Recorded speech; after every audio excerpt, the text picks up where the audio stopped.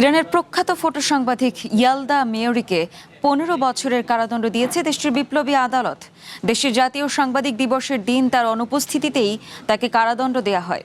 সরকার বিরোধী বিক্ষোভে টিয়ার গ্যাসের দৃশ্য থেকে শুরু করে ইসরায়েলি হামলার ক্ষয়ক্ষতির ছবি তুলে আন্তর্জাতিক অঙ্গনে পরিচিতি পেয়েছেন এই আলোকচিত্রী।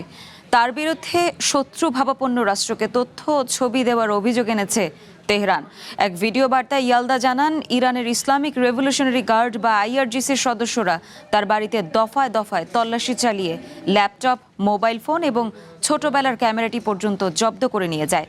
এর আগেও ইরানে আন্দোলনের ছবি তুলে 3 বছরের বেশি জেল খেটেছেন এই ফটো সাংবাদিক। নিজের অনুপস্থিতিতে হওয়া এই বিচার প্রক্রিয়াকে প্রহসন আখ্যা দিয়েছেন ইয়ালদা। এ ঘটনায় ক্ষোভ প্রকাশ করেছে আন্তর্জাতিক মানবাধিকার সংস্থাগুলো।